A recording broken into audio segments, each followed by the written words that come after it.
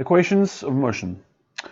First, I'm going to discuss the axis we typically use in rockets. Okay, so we have one axis that goes along the rocket. We call it the roll axis. Okay, let's get all right. This is roll. Then we have two axes, sorry, which are perpendicular to the roll axis. You can call them the pitch and yaw axis. Okay, but because the rocket is symmetrical, we don't we don't make any difference between yaw and pitch. So usually any kind of moment, any kind of angular movement in an axis perpendicular to roll, we just call it pitch. Okay, because the rocket is similar, and yeah, it's the same basically.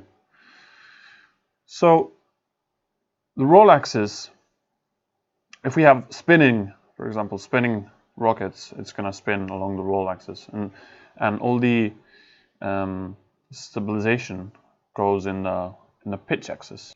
So before we discussed the forces and moments in a rocket, so how do we come from forces to motion? Well, we just use the equations of motion.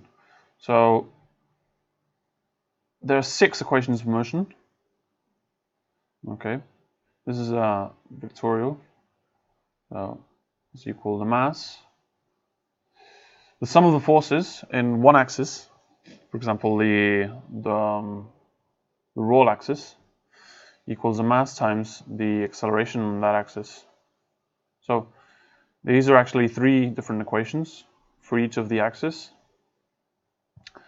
And then we have the moment, the torque equations, which I'm going to simplify here.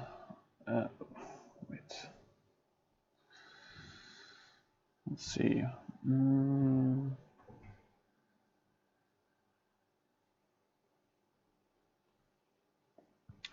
So the sum of the moments is the moments of inertia times the angular acceleration. This is not quite right. Okay, again, these are 3 equations, one for each axis. Again, this is not quite right. If you want to check the right form of this, these are the Euler equations. Unfortunately, they're not so simple as this. When you have torques and angular velocities on the 3 axes, unfortunately, they are coupled. This means that we can't solve one of these 3 equations without solving the other one, because a torque on one axis affects the movement of another, the rocket on another axis. For example, if we only had pitch, which is the rocket moving, wiggling up and down along this axis, well, a torque here could affect the rocket rotating along the roll axis. So in the case we only have pitch moments and pitch torques, we don't have anyone on roll and on yaw, which is a simplification we will do to study the stability. We can use this equation, and then we will only have one of these equations, which will be the torque equation on the pitch axis. Okay. The angular acceleration, by the way, is the, I'll call it the angular acceleration. And when I'm talking about angular acceleration, I'm going to be talking about angular acceleration along the pitch axis. Okay. For the reasons I told you before. Right now, I'm going to only discuss torques and angular displacements in the pitch axis. When you want to study the rocket with roll, things get more complicated, so at least to study them analytically. So first I'm only going to discuss angular acceleration on the pitch axis. So you get angular acceleration here, and then angular velocity, and an angular displacement, which is the angle of attack. All right. So basically, once we have the forces on each of these axes and the moments,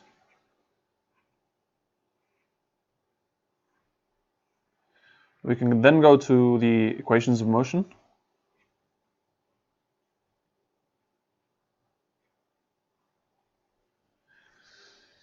And get out our angular acceleration and the linear acceleration. And from there, we can integrate and find the angular velocities and the velocities of this is the center of mass, actually.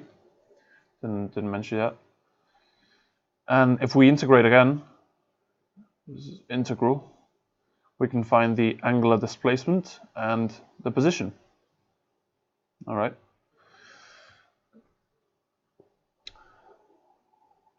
To go from here to here, we simply integrate. So for example, I'll give you a quick example. The derivative of the velocity of the center of mass is defined as the acceleration. Okay, imagine I'm doing it in the roll axis. So if I'm going to run out of space here.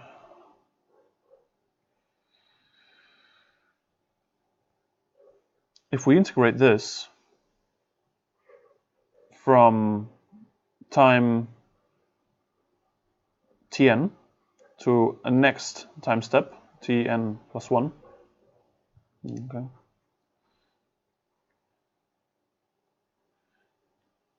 we will get the velocity of the center of mass at time tn plus 1 minus cm time tn. So if we have time here, the acceleration here, so we have at time tn plus, tn, this acceleration, a cm tn, and we have another acceleration at the next time step, tn plus 1. We have to evaluate this integral over here, which is equal to this. Okay, so what we can do, we could do say the trapezoid rule. So this could be, for example, it's a way to do it.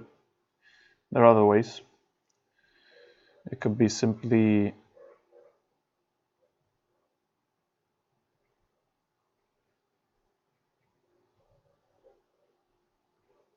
the average of the accelerations, this is the average, times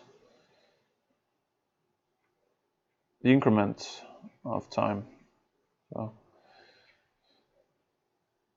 So we know, let's see, let me finish this first. So we know the velocity on the previous time step. We want to find the velocity in the next time step. And we also know the acceleration on the previous time step. And we just imagine we're calculating the trajectory for the next time step. This is going to make sense in a little while, maybe. But hold on. So imagine we just, for a time step t n plus 1, we knew all the forces and and the torques. We inputted that in the equations of motion, and we got the acceleration. Okay, so we know this, and we're trying to find, well, the velocity of the center of the mass at the next time step. So we know all this. This is what we just outputted out of the equations of motion, and we can find this. And once we have the velocity of the center of mass at the next time step, we can integrate again and find the position. So why am I showing you this? So that this is in a discrete, how do you call this? Yeah, I was doubting. It's the same. It's discretized. So why am I showing you this discretized way of solving the trajectory? Well, we can't just. The problem here is that the forces and the moments and the masses. So yeah, we'd need masses here actually. Mass and moments of inertia. Yeah, I forgot about that. The problem is that these guys are changing all the time during the flight. So we can't just, for example, take the sum of the forces, even if we knew the thrust and the drag, for example, is changing all the time. So we can't just take a force and take the mass and just integrate it. Okay, we can't just get the velocity integrating this.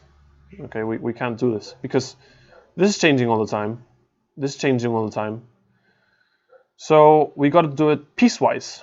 So we got to discretize. We got to find the forces, the torques, the masses, and the moments of inertia of each tiny little bit, each super small time step, and then we consider that in a super small time step. Okay, imagine for example the drag. The drag starts with 0, okay, and then it starts going up in the trajectory. So drag force, time. So imagine we just want to find a super small increment. Okay, imagine from time tn to time tn plus 1. Well, in this small time step, we consider that all the forces are constant on that small time step, delta t. This time step has to be really small because, yeah, the forces can change really quickly, and yeah, and mostly in a rocket that may go from, I don't know, from 0 meters per second to 1,000 meters per second in a few seconds, 5 seconds or whatever. So we got to choose a really small time step. Find what these forces and masses are, put them in the equations of motion, find the find the accelerations for that time step, and then integrate it to find the rest of the variables.